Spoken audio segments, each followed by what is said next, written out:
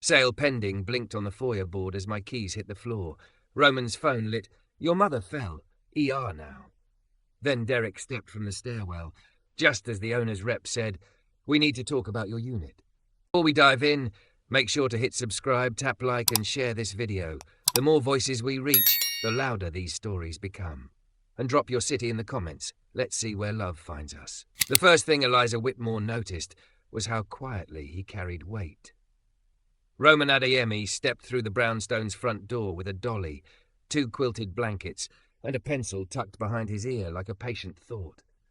Noonlight spilled down the stairwell in dusty stripes, painting his forearms as he tested each step with his heel, listening for creaks the way a musician finds a key.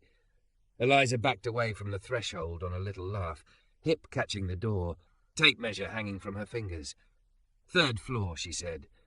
The elevator broke up with me last week. Roman's mouth tilted. I'll try not to take sides.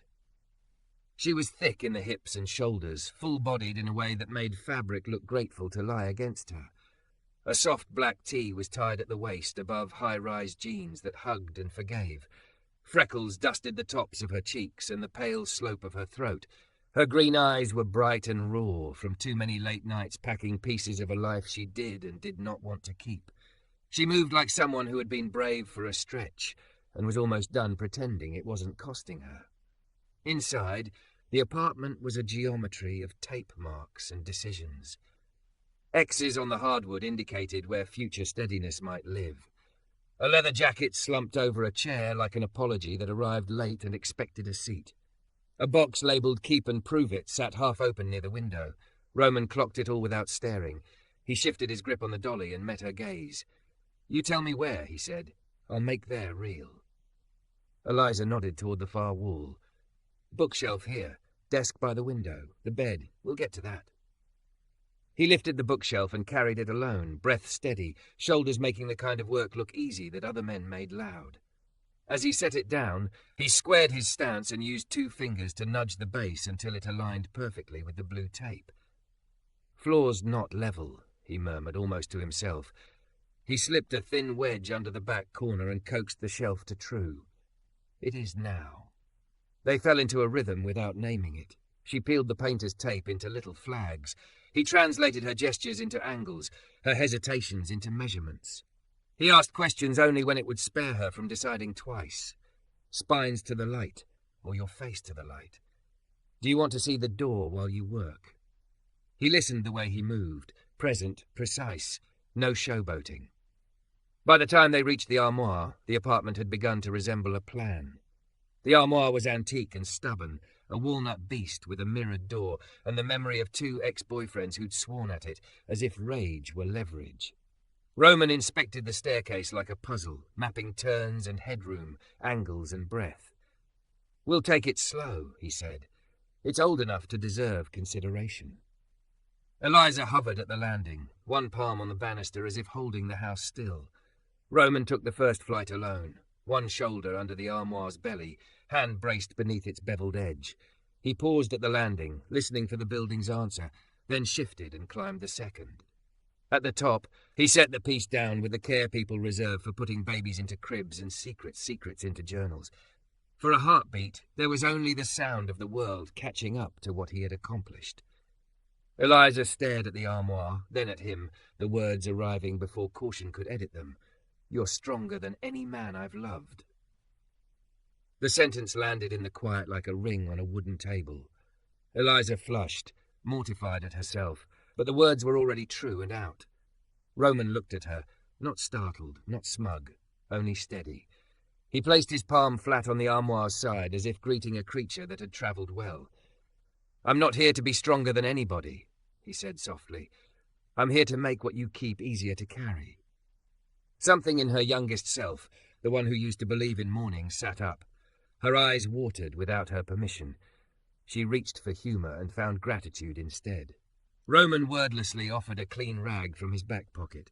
She pressed it to the corner of her eye and laughed at herself, small and honest. Across the room, that jacket on the chair looked thinner than it had an hour ago. She folded it once and set it into a donation box. The sound it made, falling in, was quieter than the decision had felt. "What's next?" he asked, letting air back into the room. "The bed," she said, and her voice didn't break on the word. They dismantled the old metal frame that had squeaked like a bad alibi. Roman stacked hardware into a shallow dish he'd brought, lining bolts like little soldiers, no piece left to wander. When he lifted the new hardwood rails, Eliza stepped in to hold a corner. Their fingers brushed, an accidental spark that announced itself in both their throats. He shifted back a half step, giving the moment a respectful border, then handed her a slat like a baton in a relay of trust. "What made you start this?" she asked to fill the heat with sense. "Moving people through their lives." "My mom," he said. "She got sick when I was 19. Night shifts meant mornings with her, afternoons for errands. I learned what weight wants." He glanced up, half smiling. "Most weight can be negotiated with, if you don't insult it by rushing." Eliza held a slat to her chest, considering all the ways she'd insulted her own burdens by pretending they weighed less. "And she's okay now? She texts me pictures of her plants and asks if I think they're happy." He nudged a slat into its groove, tested the give, nodded. "Mostly they are." The frame came together with a satisfying hush, an agreement made of wood and will. When they lifted the mattress, the room changed shape. The bed faced east because Eliza had pointed to the wall and said, almost shyly, "I want to wake up on purpose." Roman adjusted the foot by a 1/4 inch, then another, until the corners sat square with the world. He stepped back. "Lie down," he said, and then caught his own sentence and smiled. "To test the squeak." She snorted. "This is a very serious scientific procedure." She lowered herself onto the edge and shifted her weight, exaggerating the motion like a parody of seduction that somehow made the real thing pulse under the floorboards. The frame answered with silence, no complaint, no ghost of the old life. Eliza's eyes stung again. She blinked up at the ceiling where a hairline crack looked like a river that had found a new course.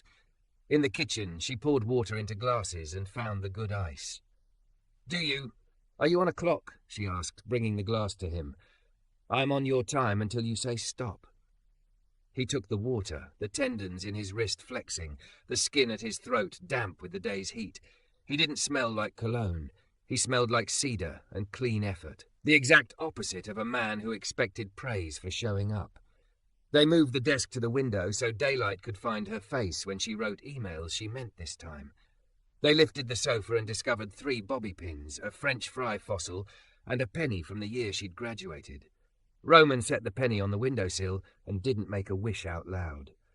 They angled the rug so its pattern led the eye toward the future, not the door. As the sun turned copper on the bricks across the street, quiet gathered. The apartment looked like a place getting ready to be a home again. Eliza stood in the doorway beside him, both of them breathing in the freshly sorted air. "You've got good instincts," he said. "Light behaves for you." "Then why does it keep leaving?" The question came out small, a child hiding under the adult voice.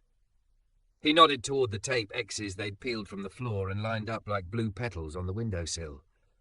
"Sometimes we mark where a thing should go before we're brave enough to occupy it. Doesn't mean the mark was wrong, just means it was waiting." She swallowed. "And you? Where do you put yourself?" "Somewhere I can be useful," he said. "Somewhere I don't have to prove it every 5 minutes." Her laugh was quick, surprised. "Stay for 10 more, she said. "Help me choose where the mirror should live." They held the mirror up and watched the room inside the room decide to forgive itself. Opposite the east window, the glass caught the thinning light and held it like an oath. Roman's reflection stood beside her, not asking, not taking, only present. In the mirror, their shoulders almost touched. At the door, invoice signed, he tucked the pencil from behind his ear into his pocket. "If anything settles weird," he said, "text me. Furniture gets shy in new rooms." Eliza put her hand on the doorframe. 2 little taps, a habit she didn't know she'd kept until just then. "Roman," she said, learning his name with her mouth. "Thank you." He glanced once toward the east-facing bed, the squared rug, the armoire that had survived 2 flights and a history. "It's just wood and gravity," he said. But the weight that had shifted wasn't only the armoire, and they both felt it when the door clicked softly behind him, like a promise choosing a place to live. Don't forget to subscribe for more intense cinematic love stories. Your click helps us make the next chapter. The first storm of August didn't wait for permission. It rose out of the evening heat like a held-back breath and flung itself against the brownstone, rattling windows and loosening the day's grip on Eliza's shoulders. She had been arranging the last of her books by colour and odd loyalty, cookbooks beside poetry because both taught patience, when the lights cut out with a soft universal sigh at 9:17 p.m. For a beat, the apartment became a listening animal. Eliza stood very still, palms open, as if balance could be negotiated with the dark. Then she laughed once, low, because fear had nowhere else to go, and she lit the thick candle she'd saved for romance and power outages, neither of which had been reliable lately. Vanilla and clean flame warmed the room. Rain drummed the fire escape like a drummer finding home. Her phone vibrated on the countertop. Unknown number, but she knew it. "You okay?" Storm's mean. "Ah," she smiled into the candlelight. "I'm okay. Lights out." Eleanor, the armoire, is unbothered. A pause. Then, "Good. On my way by your block. Have a lantern if you want to borrow." Before she could craft a gracious yes or a casual no, that meant yes. There was a knock. She opened the door to a slant of hallway light, and Roman, rain peppering his curls, a battery lantern tucked under one arm, a zip-up hoodie darkened in a V down his chest. He looked like someone Storms confided in. "Hi," he said, suddenly shy of his own impulse. Lantern delivery. "You live close," she said, moving aside, hands self-consciously smoothing her hips under the soft black tee she'd changed into after work. The fabric loved her body. She kept forgetting she was allowed to wear what loved her back. 5 blocks. He set the lantern on the coffee table and clicked it on. Clean light poured across the room, revealing edges that the candle had left romantic. He towed off wet sneakers without being asked. "Do you have a window that sticks in the rain? I can check seals." "You read minds and weather," she said, and led him to the old sash by the desk. He ran his fingers along the frame, slow and deliberate, like someone learning the story of a scar. He found the tiny gap and eased it shut, then wedged a folded business card as a temporary fix. "Tomorrow, a little bead of cork," he said. "Tonight, this." Thunder rolled its shoulders and settled in. They stood close enough to share quiet. Eliza could feel the storm through the bones of the building and the taller, warmer weather of him beside her. Outside, a siren grew and faded. Somewhere, someone cheered when their power came back. Hers stayed out, and she found she didn't mind. "Cherries?" she asked, ridiculous, offering what she had. He grinned in a way that made his face look younger and took one, then another, cautious of the juice. "I don't have a sweet tooth," he said, "but I have a fruit tooth." "Is that a thing?" "It is if we declare it." His voice carried a quiet mischief that threaded through the room and tied low knots in her stomach. They sat on the floor with their backs against the sofa, the lantern haloing them in white. Eliza tucked one leg under, aware of the way her thighs pressed against denim, of the softness curve by curve that men had wanted without staying for the weight of her days. Roman rested his forearms on his knees, lantern light shaping the lines of muscle earned by use, not posing. He looked at the apartment the way he had on moving day, as if space itself were a person with a say. "My mom always said storms are house truth," he offered after a companionable silence. "They find where you're loose and where you're strong." "Then I have been between weather systems for 2 years," she said, "mostly inside." He didn't rush her. The rain was permission, and she took it. "My ex thought love was a stage, and I was the prop," Eliza said, surprising herself with the neatness of the sentence. He could be dazzling, truly, but rooms felt smaller when he left them. He wanted applause for promises he hadn't earned yet, and I gave it because I was good at imagining who people could be. I forgot the proof part. Roman rolled a cherry stem between his fingers, considering. "Imagining is a beautiful skill," he said finally. "It just shouldn't be charity you give at a loss." A laugh burst out of her, then softened into something fragile. "And you? Who imagines you?" "My mother," he said, "and my sister when she's in the mood to like me. A couple of friends who know I get quiet when I care. Mostly I proof myself, small proofs, daily. Carry what's heavy without making it louder than it is. Leave a room truer than I found it. Wash the dishes when I've eaten." Eliza looked at his hands. "And you move people," she said, and saw the truth arrive even as she said it. Not just furniture. He didn't accept the compliment the way some people do, throat first. He simply nodded toward the mirror they'd hung opposite the window. In the lantern's light, it held a midnight version of morning. Their reflections sat together in a second patient room. "Show me what still feels unsettled," he said. She took him to the bedroom. Candlelight had made the newly placed bed look like a photograph of calm. The lantern made it real. "I picked east so I'd remember to wake up on purpose," she said, almost defensively, as if it might be silly to plan for sunlight. "It's a good choice," he said, testing the frame with the flat of his palm. "You'll catch winter sun like a promise." She flicked the corner of a note she'd taped to the wall, tiny lists in tidy letters. "Order curtain rods, touch up paint, donate jacket." The last now crossed out. The line pleased her more than it should have. "Where should the mirror go in here?" she asked. "I don't want to mistake myself for the main event, but I also don't want to forget I exist." Roman smiled quietly. "Opposite the wardrobe," he said, "so you see yourself leaving and returning." They measured, marked, drilled, his hands guiding the level, hers holding the glass like a difficult truth. When they were done, the mirror caught her from the waist up, hair in a messy bun, tea hugging the round line of her breasts, freckles like punctuation. She didn't flinch. Roman stood behind her but to the side, a respectful crescent of space, his presence a yes to the person she was, without reaching for the person he wanted. Back in the living room, the storm eased from fury to insistence. Power flirted once, twice, then returned with a low, collective purr from the building's heart. Lamps blinked awake. The lantern suddenly looked earnest and unnecessary. "I can go," he said, soft, reading the etiquette of returns. "Didn't want you sitting in the dark thinking the world forgot you." "I wasn't," she said, which was newly true. She reached for the lantern, and their fingers met around the handle. This time neither of them moved away too quickly. The spark was friendlier, or she was braver. "Stay for tea?" He checked his watch and his face in one motion, then set the lantern down. "I don't say no to tea." She boiled water and pulled down the chamomile she saved for nights she wanted to sleep and knew memory had other plans. Roman stood at the counter like a man in a kitchen he didn't assume. He held the sugar jar without opening it, as if learning its weight was part of the ritual. "Take honey?" Eliza asked. "Only from jars that look like they've loved other hands first."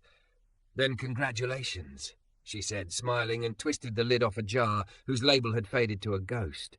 She wanted his laughter again and got it. They sipped in that late-hour hush that good buildings make. He asked, "What are you keeping the books near the window for?" "So I remember there are days I can open a spine and step into a room where I'm the center of the sentence," she said, then blushed at her own earnestness. "Keep them there," he said. "Blueprints." In the pause that followed, she felt the old habit rise, the one where she checked his face for impatience or exit signs. He wasn't doing either. He was just there, large and quiet, tea in his hand, a kind of gravity that didn't demand orbit. Outside rain thinned to mist. The streetlights turned the wet into 1,000 tiny mirrors. The room had the afterglow that happens when a storm leaves the air honest. Eliza felt something open in her chest that wasn't tears. It was the feeling she used to have as a kid when her mother set a new puzzle on the table and said, "Edges first." The edges were here. Bed built, mirror placed, jacket gone, her own body held in cloth that fit. Roman's presence didn't make the room smaller. It made the possible feel near. "I like how you talk to objects," she said suddenly. "Like they did the hard part and you're negotiating with them." He tilted his head. "They did. Being a table is hard. You have to be what other people lean on without turning into them." "Oh," she said, because sometimes a definition walks in and takes off its coat. He finished his tea and stood, and the space he took with him when he moved made her aware of the space he'd let her keep. At the door, she tapped the frame twice. New habit, old wish, and opened it to the hallway's low gold light. The storm had cleaned the world. Somewhere down the block, a couple laughed the way people laugh when they've decided to forgive each other for small, survivable things. "If anything warps when it dries," he said, "text me. Wood swells with weather and pride. So do people." Her mouth curved. "I will." He lifted the lantern. "I'll bring this back tomorrow?" It was a question that was also a question. "Or I'll bring it to you," she said, heat rising, choosing a bolder lane. "Do you like honey in your tea?" "From jars with history," he said gravelly. They stood there an extra second because the moment asked. He wasn't leaning in. He wasn't leaning away. She wasn't performing. She wasn't hiding. The storm had knocked something loose that wasn't the power. She felt brave enough to name it without saying it out loud. "Good night, Eliza," he said, and her name in his mouth made the hallway warmer. "Good night, Roman." The door clicked, a soft, confident sound. She stood in the quiet after, breathing tea and rain and the faint cedar of him, and noticed the mirror on the far wall was holding the room steady, like a witness who believes you. She turned off the lantern but left the candle burning for a few more minutes, a little ceremony for the girl inside who hadn't been forgotten after all. Then she crossed to the bed that faced the east and lay down on purpose. In the mirror, she could see the squared rug, the patient armoire, the window dark with promise. Somewhere out there, someone continued to cheer a power that had returned. Eliza smiled in the dark. The power that mattered had returned earlier, wrapped in rain and lantern light, speaking gently to wait and leaving the room truer than it had been. Edges first, she thought, and fell asleep before the thunder could take it back. Saturday smelled like coffee and cardboard, the kind of morning that makes you believe in second chances and fresh tape. Eliza woke early, sunlight finding her face from the east, exactly as she had asked it to, and for a long minute she watched the gold move up the wall like courage climbing. She made tea, touched the mirror they'd hung, as if to confirm it would still tell the truth, and texted Roman a picture of Eleanor the armoire, with a sticky note that read, "Still heroic." His reply came fast, as she should be. "Passing your block in an hour? Okay to swing by? Got a spare level and the good felt pads." She typed yes before her brain could invent a reason to pretend she needed him less. By 10 o'clock, the building's foyer had become a small festival. The super had declared it a swap day. Leave what you don't need, take what you will love. Neighbours wandered in slippers and soft T-shirts, holding lamps that had seen too much college and stacks of cookbooks inherited from people who ate more memory than soup. A faded upright piano sat by the mailboxes like a dignified aunt who'd misplaced her glasses. A note on its fullboard read, "Needs tune. Knows hymns and break-up songs. Free if you can move her." Eliza stood in the doorway with a paper cup of coffee and felt the piano pull at a place she hadn't let speak in years. She'd taken lessons as a kid, the kind where adults earned their own absolution by buying children's scales. She'd hated practice, but loved the moment when all the notes agreed. "If I could get her upstairs," she murmured to herself, "I'd play badly and honestly." "Don't make direct eye contact," a neighbour warned, passing with a lampshade. "She'll follow you home." "Maybe I want to be followed," Eliza said, surprising herself. Roman arrived in a clean black T-shirt and work jeans that had seen honest flaws. He scanned the foyer, clocked the piano, then turned to Eliza with that unstartled smile that made her breath learn a calmer pace. "You thinking what you're thinking?" he asked, reading the answer on her face. "I am," she said, "and I know I shouldn't, and I kind of can't stop." He ran a palm along the piano's side. Old spinet. Maybe 400 pounds, give or take. Narrow stairs, tight turns, manageable with blankets and patience. He tapped the wheel housing with one knuckle. It answered with a hopeful thunk. She wants to be upstairs. Eliza's heart lifted with a tiny, ridiculous sound. "Is this irresponsible?" she asked. "Tell me the truth like a weather report." "It's an instrument," he said, "not a tattoo of your ex's initials on your forehead. If you hate it, I'll bring it back down, but I don't think you'll hate it." They recruited the super, a neighbour named Marta, who lifted like a farmer, and an earnest grad student who wanted to feel useful before noon. Roman orchestrated the geometry. Blankets under, straps around, hands placed where they would do more good than harm. He didn't bark orders. He gave invitations to steadiness. On the second landing, the piano balked at a turn and kissed the plaster with a chalky smudge. Everyone winced. Roman backed them down 1/2 inch, rotated, and the curve cleared with the kind of satisfaction that makes even tired people laugh.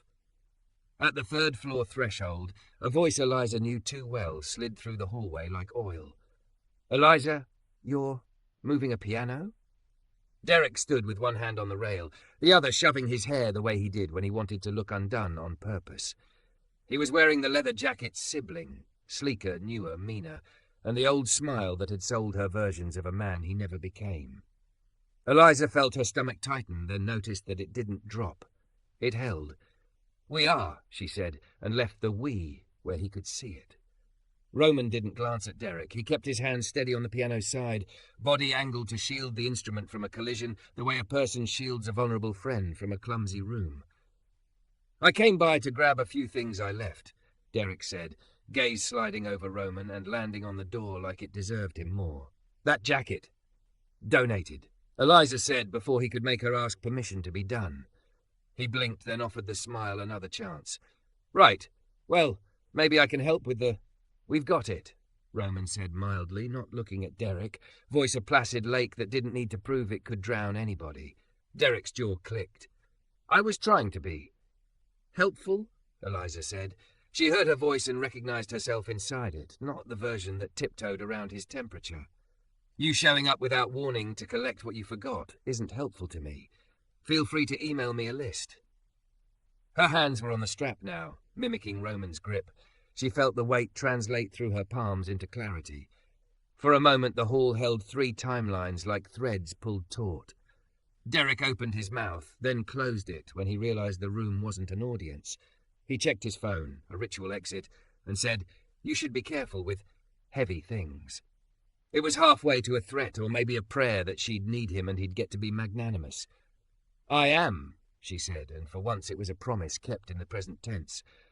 He left with a scoff and the creak of old stairs, trying to remember which side they were on. The air felt cleaner. Roman shifted his grip. "Ready?" Eyes on her, offering her the count. She nodded. He counted them in. On 1, not on 3. The way people do when they understand anticipation is heavier than the lift. They rolled the piano into the apartment and set her against the inner wall where the sound would warm the room instead of bleeding into the stairwell. When they took their hands away, Eliza's eyes shone for reasons that had nothing to do with Derek's exit. Roman crouched to block the wheels with cedar shims he'd planed for exactly this kind of day. "Thank you," she said, breathless. "I feel—" "Larger," he offered, like my lungs learned a new room. Marta clapped Eliza's shoulder, grinned at Roman, and left with promises of banana bread. The grad student waved, dazed by competence, and vanished. They were alone with the piano and the hush that follows a good effort. "Play something," Roman said, not as a dare but as a benediction. "I'll be terrible," she warned, nerves making her mouth quick. "Perfect," he said. "Terrible is honest when it's new." She lifted the full board, pressed 1 key, then a chord. The sound was both thinner and truer than memory, like a photograph of a childhood room. She found "Lean on Me" because the world has a sense of humor when it's kind. Her fingers fumbled, then found a lane. The left hand remembered shape, the right hand chased melody with the eagerness of a friend running late and relieved to be forgiven. Roman leaned against the kitchen doorway and let the music do what it does when no one insists it saved them. There was no performance here, only a woman meeting her own sound again. Halfway through, she looked up. He didn't clap or wink. He just nodded once, like a craftsman agreeing with a beam that had settled into place. When she finished, they laughed together at the way the last note held on like a stubborn guest. Eliza swiped at her cheeks, surprised to find damp. "I keep crying around you," she said. "Bodies like relief," he said. "They make water when the load changes." They ate toast and eggs at the counter because hunger had been waiting politely. Roman told her about the first sofa he ever moved, a mustard-coloured relic that had taught him humility and the value of measuring door frames twice. Eliza told him about her mother's habit of setting jigsaw puzzles out on Sunday afternoons and how grief had felt like working from the middle once her mother was gone. "Edges first," Roman said softly, and she nodded. Her phone buzzed. A local number. She answered and pressed the speaker accidentally. A calm woman's voice filled the kitchen. "This is Claire from Our Lady of Mercy. Roman, your mother asked us to call you. She took a fall in her garden. She's okay, talking. We're just keeping her for observation overnight because her blood pressure dropped when she stood up." Roman had already moved before his name finished. "I'm here," he said into the phone, steady but stripped of extras. "Is she alone?" "We're with her," Claire said. She told me to tell you not to go making thunder out of drizzle, which I assume is code for drive safe. He exhaled a breath he'd been storing for a decade. Tell her I'm on my way. The call ended with the swish of a curtain and the hum of fluorescent light that lives in every hospital everywhere. Roman looked at Eliza, apology and purpose both visible. I need to. Of course, she said, grabbing her keys without thinking about whether she was crossing a line she hadn't drawn. I'll drive you. You don't have to, he said, manners battling need. I know, she said. Let me be useful. They took her car, a little hatchback that announced its boundaries without shame. Roman folded himself into the passenger seat, like a man who practiced not taking more space than he was offered. The city slid by in summer motion, kids with dripping popsicles, a couple arguing softly in good faith, a dog deciding whether a puddle was a lake. Eliza drove with both hands and the kind of attention that calms everyone in the vehicle. Tell me about her, she said, so I don't fill the silence with bad guesses. She grows tomatoes and always believes the first one should go to a neighbour, he said, the words an anchor thrown ahead. She names her plants, never people, but she calls the pothhost daughter because it survives neglect and keeps offering more. She'll pretend she doesn't need me, then ask if I think her shoes match her spirit. Do they? They always do, he said, and the smile that came wasn't performance. It was home. At the hospital, the waiting room was a classroom where no one wanted the lesson. Roman went to the desk. Eliza hovered a step behind, practicing the art of being present without becoming the main story. They were led to a curtained bay, where a small woman sat upright, hair pinned in defiance, an IV in her arm and a grin that said she understood both drama and proportion. Boy, she said, and Roman folded into her like a tree into water. Don't make thunder. You fell, he said. Gravity wanted a dance, she said. I reminded it I still lead. They talked in warm, ordinary loops. Eliza stood at the foot of the bed until Roman introduced her. Eliza moved the piano into my Saturday, and his mother's eyes sharpened with kindness that included appraisal but not judgment. You brought music back into a room? She asked Eliza. Good. Some people bring noise and call it the same. I played badly, Eliza confessed. Baby bad is honest on the first day, Roman's mother said. Bad is brave. Tomorrow will be better if you keep your hands on it. A nurse checked vitals. Numbers looked like good news. When a technician wheeled in a portable machine with wires and paper that folds like accordions, Roman's mother shooed them with her chin. Find coffee, she ordered. Bring me nothing. Stand in the hallway and let the world be kind to you for 10 minutes. In the corridor, Eliza leaned against cool painted block and looked at Roman, the calm now threaded with adrenaline coming down. You okay? She asked. I will be, he said. He tilted his head toward the vending machine. You want a terrible sandwich in a brave wrapper? They split one like people who understood economies of comfort. Roman's shoulder brushed the wall. Eliza's hip skimmed the edge of a chair. Their bodies made a small geometry of enough. He looked at her and something unperformed passed between them. Gratitude, yes, and also recognition that this was not candlelight or storms, but the fluorescent ordinary, where most love either learns to breathe or dies. I should tell you something, he said finally, and the solemnity in his voice wasn't a warning so much as a clearing of space. I'm good in emergencies and in kitchens. I'm less good at needing people. It's a muscle that atrophied while I was proving I could carry. I'm learning to be needed without disappearing, she said. Maybe we can be terrible at this together for a while and get better if we keep our hands on it. He huffed out a small laugh that softened the corners of his eyes. Deal. Claire peeked out from behind the curtain with a thumbs up. Roman exhaled for real. They stepped back in. His mother patted the bed.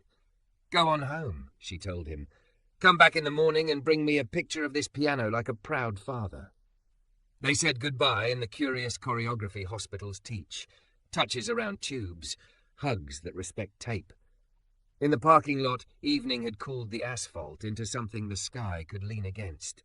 They stood by Eliza's car for a breath, the day gathering itself into story. I'll take the train back, Roman said. You should rest. Don't argue, she said, opening the passenger door. You can lecture me on boundaries tomorrow. Today I get to drive you home. He slid in without more theatre. They rode with the windows cracked, summer and the city washing the day's edges. At her curb, Roman didn't reach for the door handle immediately. He looked at her like a man learning a map and deciding to trust the legend. "Thank you," he said, "for being here." "Thank you," she said, "for letting me." They didn't kiss, not because it wasn't near, but because something larger asked to go first. He stepped out, leaned down, and the words came the way honest things do, without flourish, directly from the centre. "You're stronger than any man I've loved," she had said once, stunned by truth. Now he said, quiet and level, "You're braver than any woman I've known." It landed between them like a soft bell. She put 2 fingertips against the steering wheel, 2 little taps, and smiled. "Edges first," she whispered. He closed the door gently. She watched him climb the steps to his building, the kind of climb that proves gravity and grace can share a body. When he turned at the top to wave, she felt the future take a small, decisive step toward them both. Her phone buzzed once more as she pulled away. A text from an unknown number that landed like a weather alert. Building notice, owner reviewing offers, potential sale. More info soon. Eliza slowed at the corner, breath hitching, then steadying. Heavy, she thought, but not impossible. She looked in the rear view at the piano shaped like a promise 3 floors up, at the mirror waiting to tell the truth, at the east-facing bed. She turned left toward home, toward the weight she could carry, and began to plan where the dining table would go if she had to redraw her edges all over again. Sunday began with a knock that sounded like news. Eliza was halfway through her first mug of tea, toes tucked under the east-facing window, when Mrs. Alvarez from 2B appeared in the hall with a paper typed in landlord legal. "Meeting in the foyer, 10 o'clock, she said, eyes bright the way eyes get when they're scared and awake. Owners thinking to sell, maybe convert to condos. They say market realities. I say people already live here." The words hit Eliza's ribs like a small bird. She thanked Mrs. Alvarez, set the paper on the counter beside the honey jar with history, and touched the mirror they'd hung as if truth could be borrowed from it. The piano sat against the inner wall like a witness. She pressed a single key, middle C, a way of telling the room she was listening. Then she texted Roman. "Meeting downstairs. Tenants. Come if you can." "On my way," he replied, as if the space between hearts and hallways were a route he already knew. By the time 10 o'clock rolled around, the foyer felt like a boat people were determined to row together. The super had dragged out folding chairs. The swap day sign still hung askew behind the mailboxes, like a faded banner that read, "We know how to take care of each other." Mr. Patel from 4C clutched a notebook. Marta crossed her arms over a T-shirt that said "Strong like coffee." The grad student had a petition template on his phone, and the posture of a person who wanted instructions. Eliza took a chair near the front and tried not to rehearse failure. Roman slipped in with quiet certainty, his presence easing the edges of the room. He stood behind her with a palm on the back of her chair, not claiming her, only anchoring. The owner's representative, smooth suit, smooth voice, talked about timelines and options, about opportunities to stay engaged with the process, and competitive buyouts. He used phrases like market dynamics and capital improvement, and didn't say home or neighbours. When someone asked about rent spikes, he redirected to uncertainties. When Mrs. Alvarez asked about the obligation to offer lease renewals with reasonable terms, he smiled professionally and said, "We'll be in touch." Eliza felt heat rise in her throat. She tapped the underside of the chair 2 soft taps and then lifted her hand. "What is the actual plan?" she asked, voice steady in a way that surprised her. "Please don't tell us a weather report without the chance of rain. If you intend to sell, say it. If you're considering offers, say that. We're adults who already live with consequences. We can handle sentences that end in periods." The man blinked, recalculating. "We're exploring all options," he said, and the room groaned softly because everyone had met that sentence before. Roman leaned down and spoke close enough for just her to hear. "Edges first," he murmured. "Let's mark what we know." She stood. "We can organise," she said to the room, surprised to hear her own voice carry like a handrail. "We can ask for first right to purchase, or a pledge on rent caps during renovations. We can demand repairs that have been pending for 2 winters. We can choose to be inconvenient to anyone who imagines we're paperwork." Marta slapped the petition app out of the grad student's hands like a coach approving a play. Mr. Patel raised his notebook like a baton. The room shifted from worry to plan. Roles emerged. Phone tree wranglers, media whisperers, a research trio to look up tenant protections. Eliza volunteered to draft the letter because words were a craft she trusted when she used them on purpose. The representative made a few more sounds that didn't live in the building and left with a card none of them would call. When the door shut behind him, the foyer let go of a breath. Mrs. Alvarez squeezed Eliza's arm. "You speak like a lawyer who remembers rent due on the 1st, she said. "We will fight." After, Roman followed Eliza upstairs. In the apartment, he took off his shoes like always. She set water to boil because nothing bad had ever stayed forever in a kitchen where water boiled and people were honest. "How's your mother?" she asked. "Bossing nurses," he said, a small smile diffusing the room. "They're keeping her one more night to make sure the world remembers she's a fact. I'll bring her home tomorrow." He looked at the paper on the counter. "You okay?" "I don't know," she said, which felt like cheating on a test where the answer key had always been fine. "I'm not afraid of moving. I'm afraid of losing a thing I just started building because I finally chose it." He nodded, eyes on Eleanor the armoire as if consulting an elder. "We can make a plan. Plans don't solve everything. They remind you where you're standing." They sat at the table they'd marked with painter's tape and placed opposite the mirror so they could keep catching the east light even if the building tried to move them. Eliza pulled a legal pad toward her and wrote, "Demands." Roman said the word like it belonged, "Rights." She wrote, "Rights." He poured tea. "What do you need me to be?" he asked, not putting himself in the center, not erasing himself either. "Here," she said first, then laughed at the simplicity. Smart with weight, strong when the room gets slippery, the person who counts on one because anticipation is heavier than the lift. The words tumbled out like a drawer she'd finally opened. "I keep thinking of what you said about being good in emergencies and kitchens, and about the needing people muscle. I want to be a gym for that muscle." He looked at her the way skilled people look at a complicated piece of furniture, not intimidated by it, but respectful. "You already are," he said. "You keep giving me rooms where I don't have to prove and can still be useful." She picked up her phone and texted the building group the draft letter she'd written in less than an hour, because fear and purpose are efficient together. As she waited for replies, she stood and busted out her only nervous habit that wasn't crying, wiping an already clean counter. Roman reached out, took the cloth and set it down. His hand stayed on hers a breath longer than etiquette. "Come with me to get my mom tomorrow?" he asked, the question gentle but direct. "She'll pretend to be shocked. She will not be shocked." "I'd already planned the snacks," she said, then flushed because the truth was becoming a language she enjoyed speaking. "I want to see the pothos named daughter. I want to meet the neighbor who gets the first tomato like a sacrament." He grinned, then turned serious in a way that sharpened the room rather than dimming it. "We may lose this building," he said. "We might win. Either way, I will move your piano anywhere you want it. Upstairs, across town, into a church basement if we have to stage a concert to raise a fund. But I want you to know." He paused, finding a word that wasn't the cheap version of the feeling. "I want you to know that I'll carry what I can. With you, not for you." The sentence settled in her bones like a beam. Water boiled. She turned off the stove and forgot the tea. Her hands rested on the counter. 2 taps on wood. "Roman," she said, and the rest of the sentence arrived from a place not powered by performance. "You're stronger than any man I've loved, and kinder than any of them knew how to be." He didn't flinch from the weight of it. He stepped closer, slow enough to be read.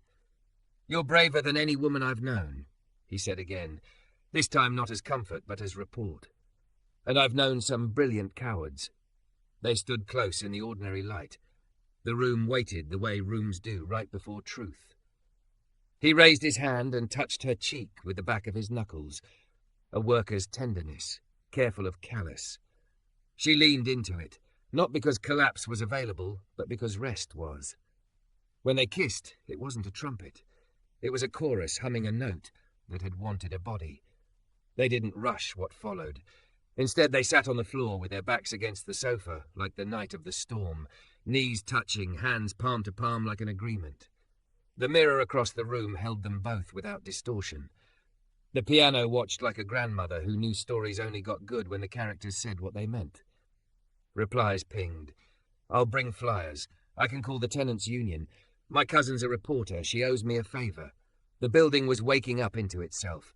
Eliza typed, "Meeting tomorrow, 7 p.m, my place. Bring your loud. Bring your proof." Later, she walked him down to the street, because the space between door and sidewalk had become a path they crossed together.